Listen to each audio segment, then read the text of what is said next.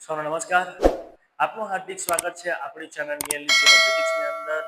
Chapter number 2 continue ચાલી રહ્યું છે. એની અંદર આજે જે આપણે ટોપિક ભણવાનો છે એ મસ્ત મજાનો છે, સમસ્થિતિમાન પૃષ્ઠ કોને કહેવાય, અને ત્યારબાદ આપણે ઈ અને વી વચ્ચેનો સંબંધ મેળવતું સૂત્ર મેળવવાનું છે. બરાબર, આટલી વસ્તુ આજના લેક્ચરમાં આપણે કરવાની છે. તો ચાલો સ્ટાર્ટ કરીએ. આપણે પહેલા તો સમજીએ કે સમસ્થિતિમાન પૃષ્ઠ કોને કહેવાય. એકદમ ઇઝી છે.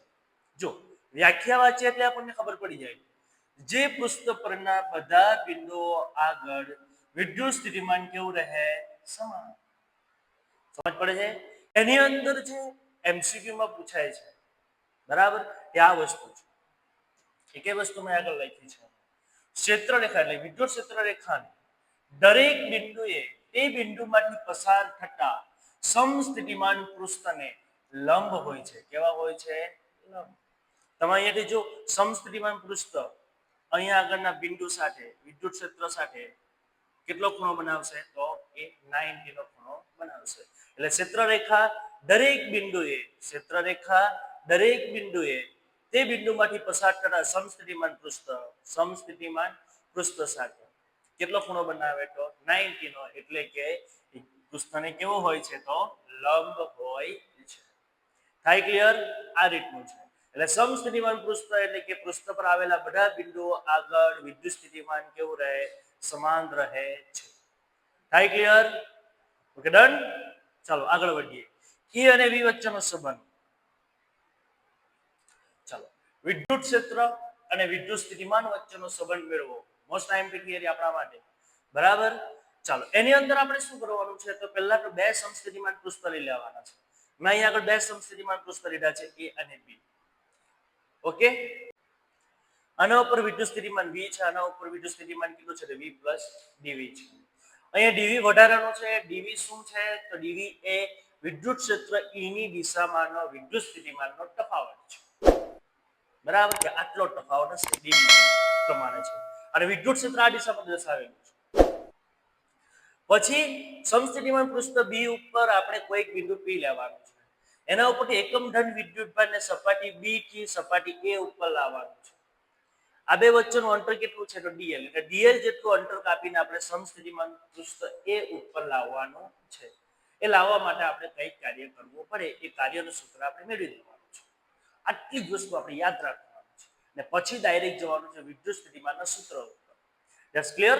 ચાલો જોઈએ. આપણે આકૃતિમાં દર્શાવ્યા મુજબ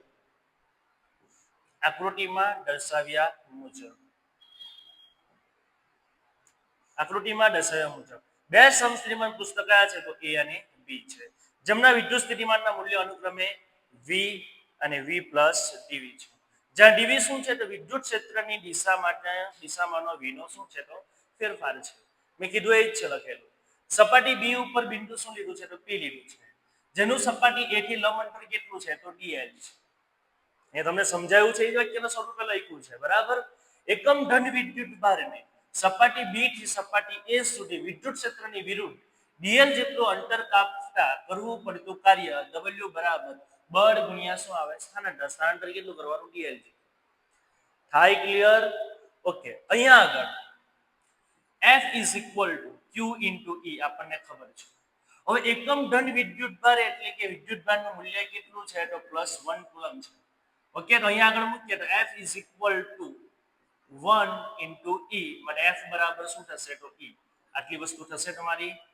એટલે F બરાબર શું છે? તો E છે. તો એને અહીંયા આગળ મૂકી દે તો કાર્ય બરાબર E વિદ્યુત સ્થિતિમાનનો તફાવત. અહીંયા આગળ બંને આગળ સમસ્થિતિમાન પૃષ્ઠો જે છે એમાં વિદ્યુત સ્થિતિમાન બંનેના અલગ અલગ છે. એટલે વિદ્યુત સ્થિતિમાનનો તફાવત VA - VB બરાબર કાર્યના છેદમાં શું આવે? તો વિદ્યુતભાર આવે. એકમ ધન વિદ્યુતભારને અનંત અંતરેથી લાવવા માટે કરવું પડતું કાર્ય, પણ આપણે તો સપાટી બી પરથી ક્યાં લાવવાનું? સપાટી એ પર. આ બે વિદ્યુત સ્થિતિમાન આપણને મળે છે. ચલો બધી કિંમતો આપણે મૂકી દઈએ. VA ની કિંમત કેટલી છે? તો એ સપાટી ઉપર વિદ્યુત સ્થિતિમાન કેટલો છે? VB પર કેટલો છે? તો V plus DV is equal two W ની કિંમત કેટલી છે? આની કિંમત તો કેટલી છે? 1 છે, એટલે લખતો નથી. V - DV.